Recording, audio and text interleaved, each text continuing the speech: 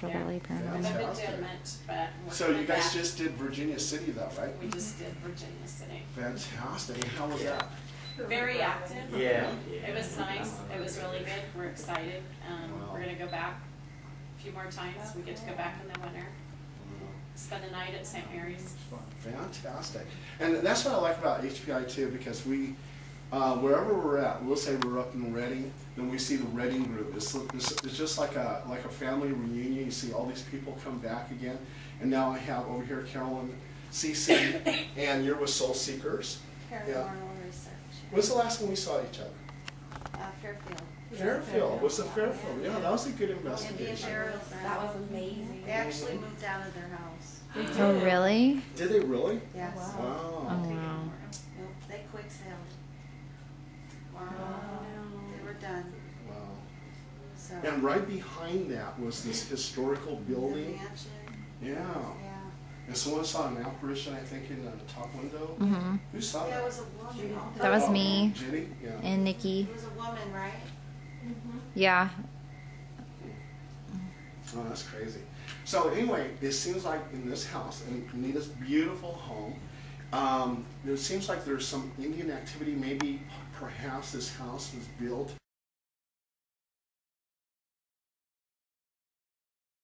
Can you kind of explain that, Anita? Well, I was telling earlier, actually this was a city at one time. This was a company-owned town, Cowell Cement Foundry. You know, they owned the homes, the hospital, the stores. It was a company-owned town. And they left in the 30s because of pollution and moved to Washington. And then they just moved out lock, stock, and barrel.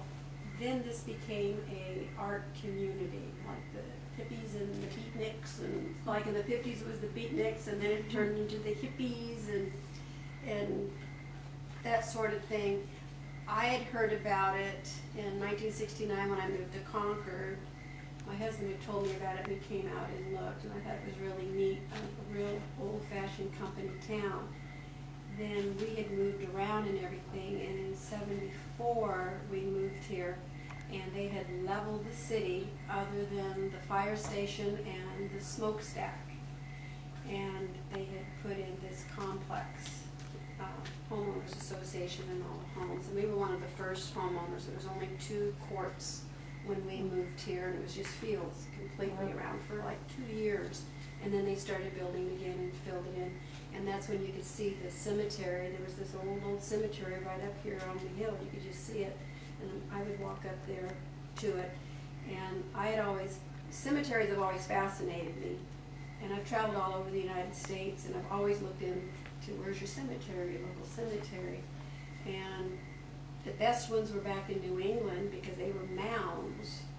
They didn't have cemeteries, they had mounds and crypts, you know, made out of dug in. And you could actually see the old caskets open and the bones and everything. That was really, this is going back into the 1600s, because that's Provincetown is actually where the Pilgrims first landed, was Provincetown. There was a big cemetery there. And of course there's Plymouth Rock, and all the New England's fascinating. But anyways, I've always been drawn to cemeteries, so that one really drew me, you know, that one up there.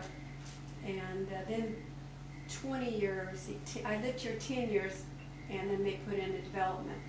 And I was curious as if they had moved the cemetery, because, you know, there was, no, they just put a fence around it, left the cemetery intact.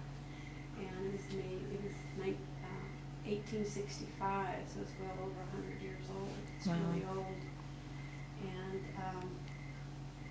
so what I was told, this was years ago after there had been some paranormal activity, a parapsychologist, and he was a renowned psychic at the time, came here. I just happened to cross paths with him, and I had him come out, and he thought, from what he could feel, that it was Indian burial grounds around here. That's what he thought. And was he from the Berkeley Institute? Yes, he was. Okay, and that's very prestigious. Yes, yeah. Berkeley Psychic. Before there was even any kind of paranormal groups, these guys were like the founders of being paranormal investigators, and a lot of famous people recognize them and everything else.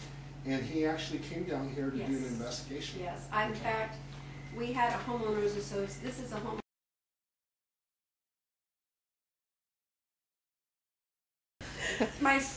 Yeah, yeah.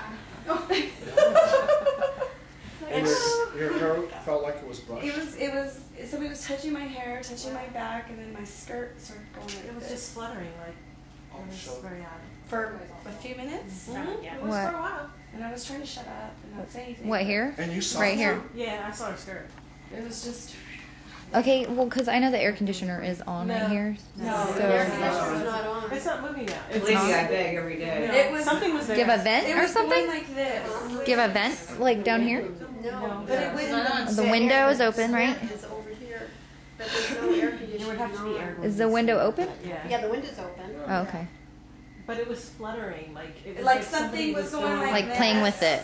And I was Trying trying to not say anything because I don't want to interrupt you. And I'm over here and it's filling me up and I'm looking at her like, do you see what I'm And you saying? saw it too. And then I finally caught what she was saying, and I just was staring at her skirt, and I was like, wow, that's interesting. Yeah, so it's a frisky ghost. It like